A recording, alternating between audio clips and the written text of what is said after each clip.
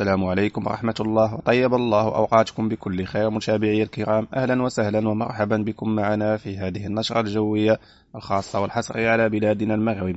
ولله الحمد ما زالت أمطار الخير على بلادنا كما هو مبين أمامكم. نسأل الله الثبات لهذه التوقعات، وكذلك ما زالت أمطار الخير مستمرة على البلاد خلال الأيام القادمة بحول الله، ستكون مستمرة طيلة هذا الأسبوع وكذلك الأسبوع القادم. أحيانا ستكون ضعيفة وأحيانا معتدلة وأحيانا قوية بإذن الله.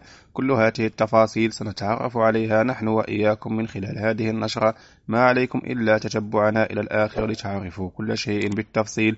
ولا تنسوا أعزائي المتابعين عمل لايك. بركة الله نستهل نشرتنا بداية من زوال اليوم بحول الله، حيث يرتقى باستمرار أمطار الخير وكذلك التساقطات الثلجية على البلاد.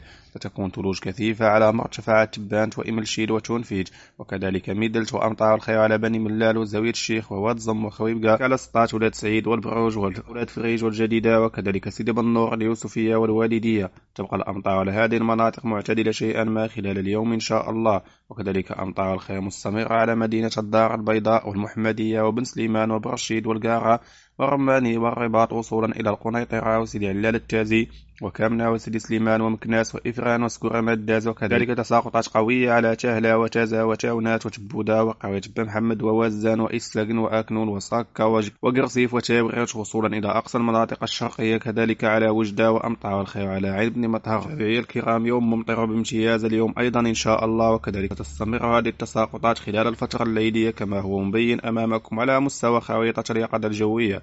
هم مناطق الأطلسين وكذلك أقصى المناطق الشرقية أو أقصى المناطق الصحراوية على بارفا وتندرارا وعين الشعير وبوعنان، وكذلك أمطار وثلوج قوية على تنفيت وميدلت وإملشيل وتبان، وأمطار قوية على زاوية الشيخ وبني ملال وأزيلال والبروج وواد زم وخويبقة والسطات وبرشيد والقاغا والرماني والماس والخميسات ومكناس وإفران، وأمطار الخير على سكورة مداز وفاس وتهلا وتازا وقرصيف وعاطف. كل هذه المناطق ستعرف أمطار الخير بداية من اليوم إن شاء الله، وربما تكون بعد السحب النشطة على مدينة تيزني تعطي بعض القطرات بإذن الله.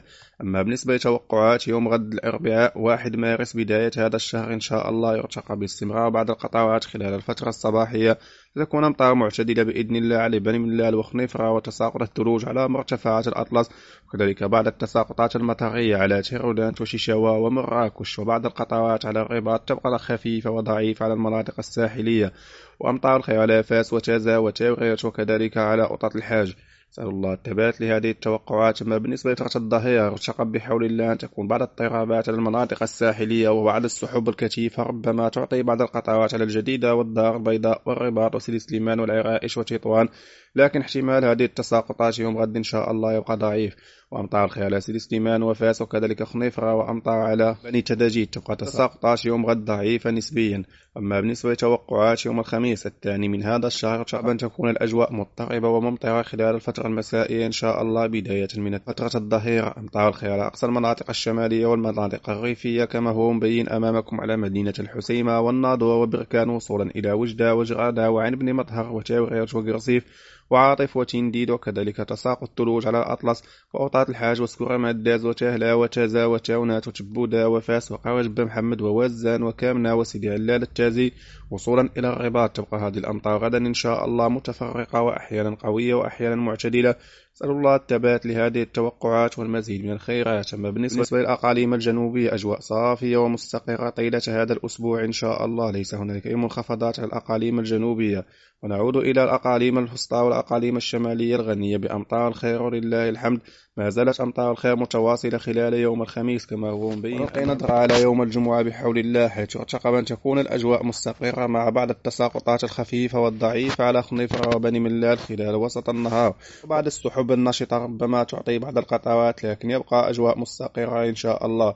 بالنسبة للتوقعات البعيدة المدى، يوم السبت أجواء مستقرة على العموم، ليس ربما تكون بعض القطرات الخفيفة على مدينة فاس وتازا، ولكن كما قلت تبقى ضعيفة خلال يوم. بالنسبة لتوقعات يوم الأحد نهاية الأسبوع، يرتقب بحول الله دخول منخفض سيهم جل المناطق الشمال الغربي، ستكون أمطار قوية وعاصفية إن شاء الله على مدينة سبتة المحتلة وطنجة وتطوان وأصيلة والعرائش وشفشاون وللميمونة ووزان وكامنة، وصولا إلى سيدي علال التازي وكذلك تبودة وإسسغن.